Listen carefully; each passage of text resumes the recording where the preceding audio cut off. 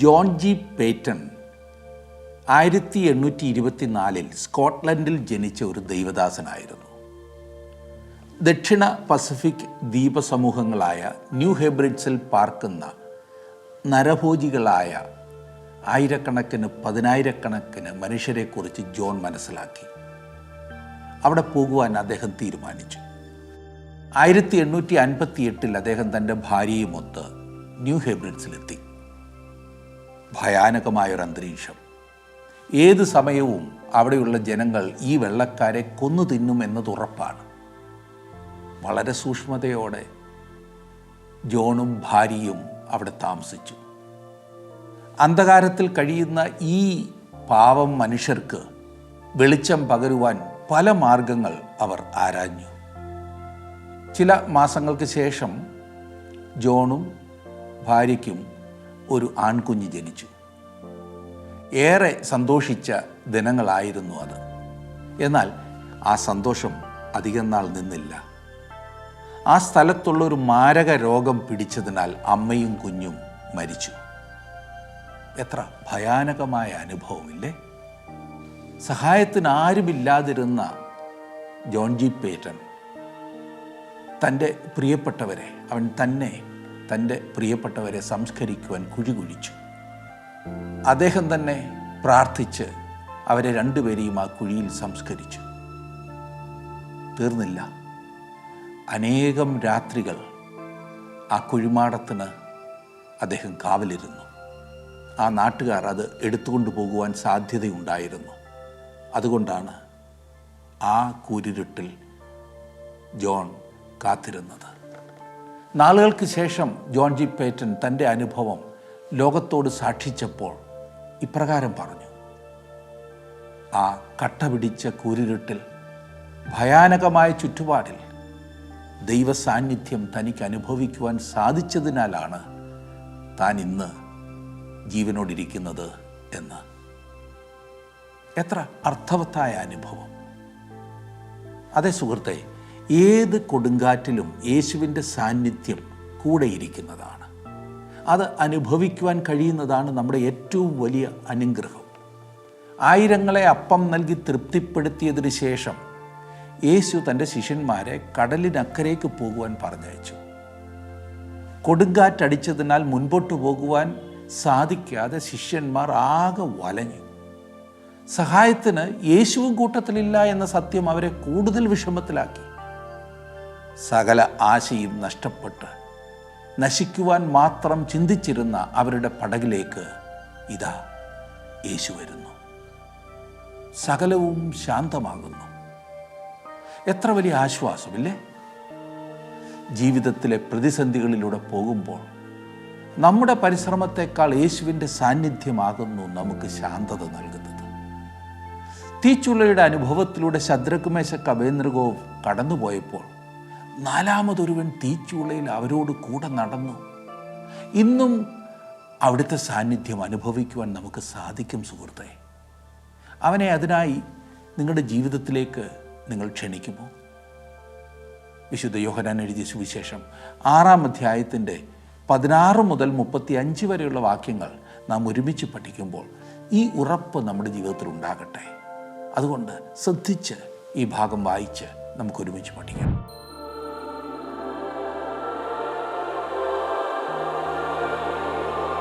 വിശുദ്ധ യോഹന്നാന്റെ സുവിശേഷം 6-ാം അധ്യായം 1 മുതൽ 15 വരെയുള്ള വാക്യങ്ങളാണ് നാം ഇന്നലെ പഠിച്ചത്. യേശു 5 അപ്പവും 2 മീനും കൊണ്ട് ആയിരങ്ങളെ പോഷിപ്പിക്കുന്നതാണല്ലോ ആ സംഭവം. അതിനുശേഷം ഉണ്ടായ ചില കാര്യങ്ങളാണ് നമ്മുടെ ഇന്നത്തെ ചിന്താവിഷയം. യേശു മലയിൽ പ്രാർത്ഥിപ്പാനായി പോയി. ശിഷ്യന്മാർ പടക് കയറി കടലക്കരെ കഫർന്നഹൂമിലേക്ക് യാത്രയായി. തുടർന്ന് ശ്രദ്ധിച്ചാട്ടെ, യോഹന്നാന്റെ സുവിശേഷം 6-ാം അധ്യായത്തിന്റെ 16 മുതൽ 21 വരെയുള്ള വാക്യങ്ങൾ ഞാൻ വായിക്കാൻ പോകുക. 16 മുതൽ 21 വരെ. സന്ധ്യയായപ്പോൾ ശിഷ്യന്മാർ കടൽപ്പുറത്തേക്ക് ഇറങ്ങി പടക് കയറി കടലക്കരെ കഫർന്നഹൂമിലേക്ക് യാത്രയായി. ഇരുട്ടായ ശേഷവും യേശു അവരുടെ അടുക്കൽ വന്നിരുന്നില്ല. കൊടുങ്കാറ്റടിക്കയാൽ കടൽ കോപിച്ചു. അവർ 4-5 നാഴിക ദൂരത്തോളം വലിച്ച ശേഷം യേശു കടലിന്മേൽ നടന്ന് പടകിനോട് സമീപിക്കുന്നത് കണ്ട് പേടിച്ചു. അവൻ അവരോട്, ഞാനാകുന്നു, പേടിക്കേണ്ട എന്ന് പറഞ്ഞു. അവർ അവനെ പടകിൽ കയറ്റുവാൻ ഇച്ഛിച്ചു. ഉടനെ പടക് അവർ പോകുന്ന ദേശത്ത് എത്തിപ്പോയി. യേശു ശിഷ്യന്മാരെ ധൃതിയിൽ പടകിൽ കയറ്റി ഗലീല കടലിനപ്പുറത്തേക്ക് നിർബന്ധിച്ചയച്ചതിന് ശേഷം പ്രാർത്ഥിപ്പാൻ മലയിൽ കയറിപ്പോയി എന്ന് മറ്റു സുവിശേഷങ്ങളിൽ നാം വായിക്കുന്നുണ്ട്. ഏകദേശം 3000 അടി ഉയരമുള്ള മലകളായിരുന്നു അവ. അവിടെ നിന്നുണ്ടാകുന്ന കൊടുങ്കാറ്റ് പെട്ടെന്ന് ഗലീല കടലിൽ പ്രത്യക്ഷമാകുമായിരുന്നു. ആ സമയത്തുണ്ടായത് വലിയ ഒരു കൊടുങ്കാറ്റായിരുന്നു. ഏകദേശം 3-3.5 മൈൽ യാത്ര ചെയ്ത് അവർ കടലിൽ പകുതി ദൂരം ചെന്നിരുന്നു. കടലിന്റെ മധ്യത്തിൽ വെച്ചാണ് യേശു വെള്ളത്തിന്മീതെ നടന്നു വരുന്നത് അവർ കാണുവാനിടയായത്. യേശുവിനെ അവർ തിരിച്ചറിയാഞ്ഞതുകൊണ്ട് അവർ ഭയപ്പെട്ടു. കൊടുങ്കാറ്റിനിടയിൽ കൂടി യേശു അവരുടെ അടുത്ത് വരുന്നതായി നാം ഇവിടെ കാണുന്നു. പ്രിയ സുഹൃത്തെ, ഇന്നും അപ്രകാരമുള്ള സമയത്താണ് യേശു തൻ്റെ പ്രിയപ്പെട്ടവരുടെ അരികിൽ കടന്നു വരുന്നത്. പ്രശ്നങ്ങളുടെയും പ്രതികൂലങ്ങളുടെയും ദുഃഖത്തിൻ്റെയും ബുദ്ധിമുട്ടുകളുടെയും നെടുവീർപ്പിൻ്റെയും മധ്യത്തിൽ അവൻ്റെ സാന്നിധ്യം നമുക്ക് കൂടുതൽ യാഥാർത്ഥ്യമായി തീരുകയും ആശ്വാസം പകരുകയും ചെയ്യുന്നതാണ്. ആരോടും പറഞ്ഞറിയിക്കുവാൻ സാധിക്കാത്ത തീച്ചൂളയുടെ അനുഭവങ്ങളിൽ കൂടി കടന്നു പോകേണ്ടി വരുമ്പോൾ ഇതാ 4മതൊരുവനെ നമുക്ക് കാണുവാൻ സാധിക്കുന്നു. അർദ്ധരാത്രി വരെ തിരമാലകൾ ശക്തിയായി അടിച്ചുയരുന്നത് വരെ എന്തിനാണ് അവൻ താമസിച്ചത് എന്നെനിക്കറിയില്ല. ഒരുപക്ഷെ ആ സമയമായിരിക്കും നാം അവനെ അധികമായി ശ്രദ്ധിക്കുന്നത്. നമ്മുടെ ജീവിതമാകുന്ന പടകിന്മേൽ തിരമാലകളും കൊടുങ്കാറ്റും ആഞ്ഞടിക്കുമ്പോൾ അവന്റെ സാന്നിധ്യത്തിനായി നമ്മുടെ ഹൃദയം തയ്യാറായിരിക്കും. നാം വായിച്ചല്ലോ, ഉടനെ പടക് അവർ പോകുന്ന ദേശത്തെത്തിപ്പോയി എന്ന്. അത് മറ്റൊരു അതിശയമായിരിക്കാം. ഇപ്പോൾ കടൽ ശാന്തമായതിനാൽ താമസമെന്നിയെ അവർ അക്കരെ എത്തി എന്നായിരിക്കാം യോഹന്നാൻ പറഞ്ഞിരിക്കുന്നതിന്റെ അർത്ഥം. അല്ലാത്തപക്ഷം സ്നേഹത്തിന്റെ ഭാഷയായിരിക്കും യോഹന്നാൻ ഇവിടെ ഉപയോഗിച്ചിരിക്കുന്നത്. പടകിൽ യേശു ഉള്ളപ്പോൾ അവർക്ക് അക്കരെ എത്തുവാൻ കാലതാമസം തോന്നിയില്ല. പ്രിയ സുഹൃത്തെ, താങ്കളുടെ പ്രശ്നങ്ങളുടെ മധ്യത്തിൽ യേശുവിനെ താങ്കൾക്ക് കാണുവാൻ കഴിയുന്നുണ്ടോ?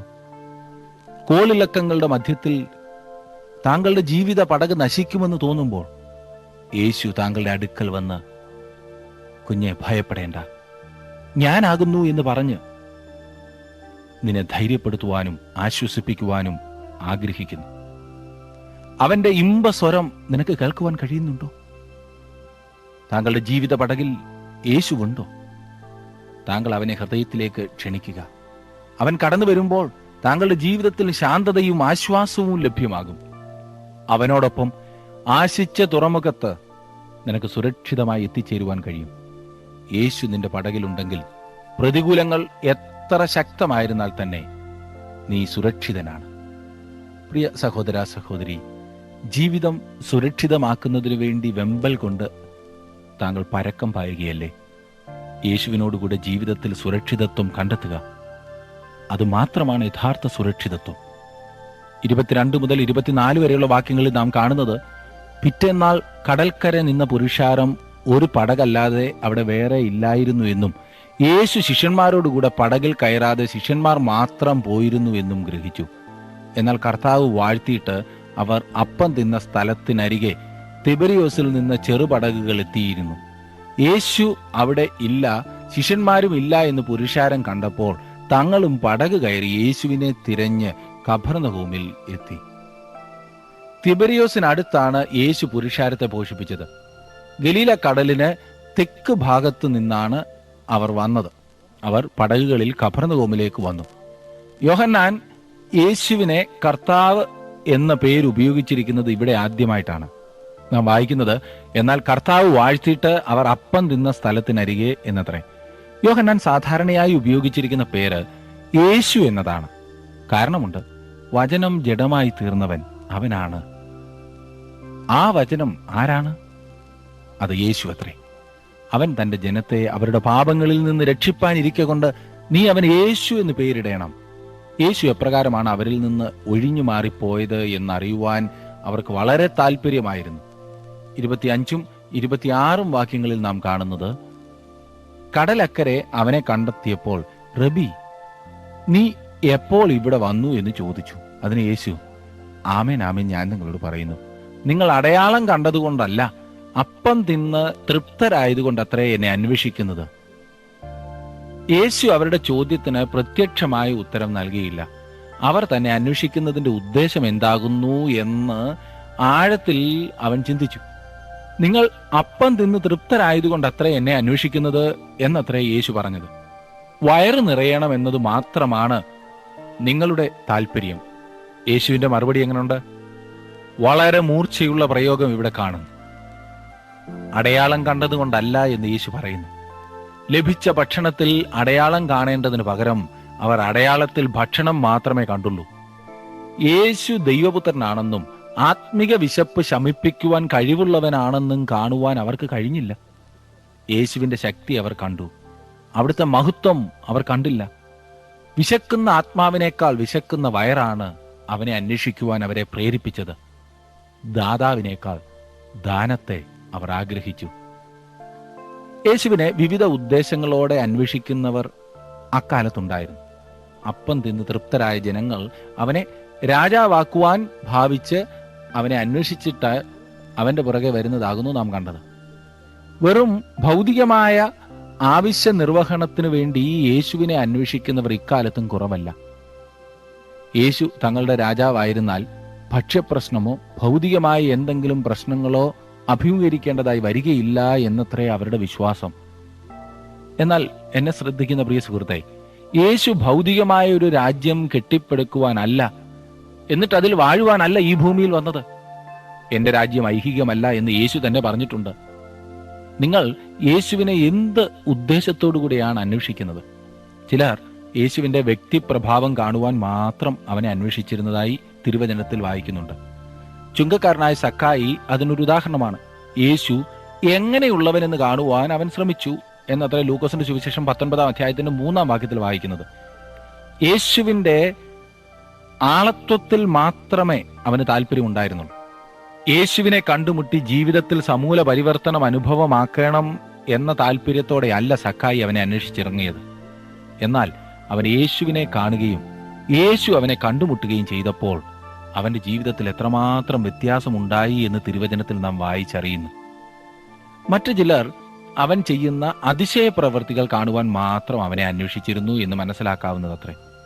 യേശു അമാനുഷികനായ ഒരു വ്യക്തിയാണെന്നും അവൻ അത്ഭുതങ്ങൾ പ്രവർത്തിക്കുന്നു എന്നും പരക്കെ അറിഞ്ഞിരുന്നു. ആയതിനാൽ അത് ശരിയോ എന്നറിയുവാൻ അനേകർ യേശുവിനെ അന്വേഷിച്ചിരുന്നു. അതേസമയം തന്നെ അവനിൽ നിന്ന് സൗഖ്യം പ്രാപിക്കാനായി അനേകം രോഗികൾ അവനെ അന്വേഷിച്ചു വന്നിരുന്നു. അവർക്കെല്ലാം യേശു സൗഖ്യം നൽകിയതായി തിരുവചനം വ്യക്തമാക്കുന്നുണ്ട്. ശാരീരികമായ സൗഖ്യം മാത്രമല്ല, ആത്മീകമായ സൗഖ്യവും അവൻ പ്രദാനം ചെയ്യുന്നതായി നാം വായിക്കുന്നു. ബെഥസ്ദ കുളക്കരയിൽ കടന്നിരുന്ന മനുഷ്യന് സൗഖ്യം നൽകിയ ശേഷം യേശു ദേവാലയത്തിൽ വെച്ച് അവനെ കണ്ടു. അവനോട്, നോക്കൂ, നിനക്ക് സൗഖ്യമായല്ലോ, അധികം തിന്മയായത് ഭവിക്കാതിരിപ്പാൻ ഇനിയും പാപം ചെയ്യരുത് എന്ന് പറഞ്ഞു. ഇന്ന് യേശു ശാരീരികമായ സൗഖ്യവും ആത്മീയ സൗഖ്യവും നൽകുന്നവനാണ്. വേറെ ചിലരുണ്ട് യേശുവിൽ കുറ്റം കണ്ടുപിടിക്കുന്നതിനും അവനെ കൊന്നുകളയുന്നതിനും തക്കം അന്വേഷിച്ചുകൊണ്ട് യേശുവിനെ തിരഞ്ഞു നടന്നിരുന്നതായി ഈ കൂട്ടത്തെ നാം കാണുന്നു.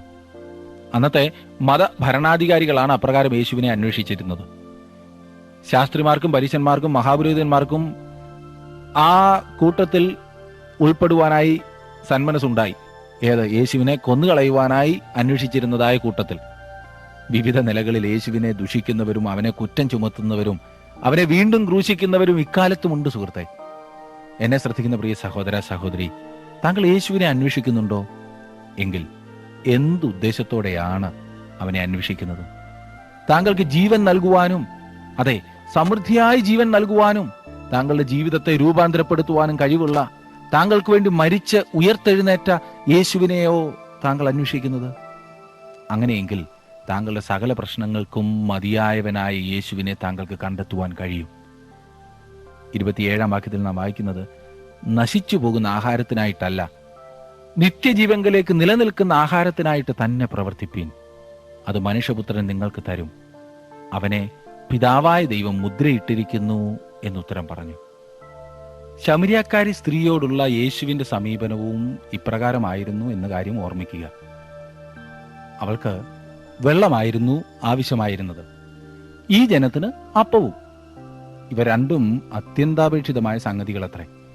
മനുഷ്യജീവൻ നിലനിർത്തുന്നതിന് അത്യാവശ്യമായ വസ്തുക്കളാണ് അപ്പവും വെള്ളവും. യേശു അപ്പവും വെള്ളവുമാണ്. ഈ സാധാരണ സംഗതികൾ യേശു പ്രതീകങ്ങളായി ഉപയോഗിച്ചിരിക്കുന്നത് ശ്രദ്ധിക്കുക. അവൻ വചനമാണ്. വചനം ജഡമായി തീർന്നു. എപ്രകാരം നമുക്കതിനെ വിശദീകരിക്കുവാൻ കഴിയും? വചനമായ യേശു താൻ ഇറങ്ങി വന്ന് നമുക്ക് മനസ്സിലാക്കുവാൻ കഴിയുന്ന രീതിയിൽ സംസാരിക്കുന്നു. താൻ ജലമാകുന്നു, ജീവന്റെ ജലം നൽകുന്നു എന്ന് അവൻ പറഞ്ഞു. താൻ അപ്പമാകുന്നു എന്ന് യേശു പറഞ്ഞു. വെള്ളം എന്താകുന്നു എന്നും അപ്പം എന്താകുന്നു എന്നും നമുക്കാരും വിവരിച്ചു തരേണ്ടതില്ലല്ലോ, നമുക്കറിയാമത്. നോക്കിക്കേ, 28-ാം വാക്യം. അവർ അവനോട്, ദൈവത്തിന് പ്രസാദമുള്ള പ്രവൃത്തികളെ പ്രവർത്തിക്കേണ്ടതിന് ഞങ്ങൾ എന്തു ചെയ്യണമെന്ന് ചോദിച്ചു. വേറെ വിധത്തിൽ പറഞ്ഞാൽ, രക്ഷിക്കപ്പെടുവാൻ തങ്ങൾ എന്ത് പ്രവൃത്തി ചെയ്യണമെന്നാണ് അവർ ചോദിച്ചത്. തങ്ങളുടെ പ്രവൃത്തി കൊണ്ട് രക്ഷിക്കപ്പെടാമെന്ന് മനുഷ്യർ ചിന്തിക്കുന്നു. തങ്ങളുടെ പ്രവർത്തനങ്ങൾ കൊണ്ട് രക്ഷ സമ്പാദിക്കുവാൻ തങ്ങൾ കഴിവുള്ളവരാണെന്നത്രേ അവരുടെ ചിന്താഗതി. തങ്ങളുടെ പ്രവർത്തനങ്ങളെ ദൈവം അംഗീകരിക്കണമെന്നും അവർ കരുതുന്നു. ദൈവത്തിൻ്റെ പ്രവൃത്തി എന്താകുന്നു എന്ന് പ്രത്യേകം ശ്രദ്ധിക്കുക. 29-ാം വാക്യത്തിൽ യേശു അവരോട്, ദൈവത്തിന് പ്രസാദമുള്ള പ്രവൃത്തി അവൻ അയച്ചവനിൽ നിങ്ങൾ വിശ്വസിക്കുന്നതത്രേ എന്നുത്തരം പറഞ്ഞു. എത്ര വ്യക്തമായ മറുപടി ഇല്ലേ? വളച്ചു കെട്ടി ഒന്നും പറയേണ്ട കാര്യമില്ല. പ്രവൃത്തി കൊണ്ട് രക്ഷ പ്രാപിക്കും എന്ന് ചിന്തിക്കുന്നുവെങ്കിൽ അത് ഈ ഒരൊറ്റ പ്രവർത്തനമാണ്.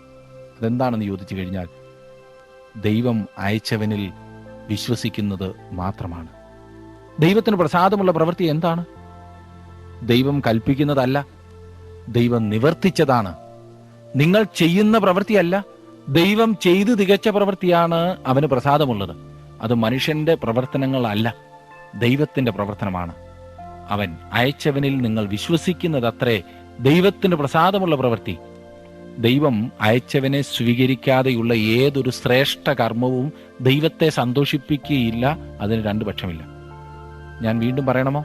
ദൈവം അയച്ചവനെ, അതായത് കർത്താവായ യേശുക്രിസ്തുവിനെ സ്വീകരിക്കാതെയുള്ള ഏതൊരു ശ്രേഷ്ഠ കർമ്മവും ദൈവത്തെ സന്തോഷിപ്പിക്കുകയില്ല. ദൈവം ആഹാരം നൽകുന്നു എന്നത്രേ അവൻ പറയുന്നത്. ഇന്ന് നമുക്ക് ആവശ്യമുള്ളത് അവനാണ് നമുക്ക് നൽകിയത്. നാം അതിൽ പങ്കുചേരേണ്ടതത്രേ. ഒരു വിരുന്നിനു വേണ്ടിയാണ് അവൻ നമ്മെ ക്ഷണിക്കുന്നത്. തെരുവുകളിലും കോണുകളിലും പോയി അവരെയും ക്ഷണിച്ചിരിക്കുന്നു എന്ന് അറിയിപ്പീൻ. അത് സൗജന്യമായ ഭോജനമാണ്, എന്നാൽ അത് ആത്മീയ ഭക്ഷണമത്രേ.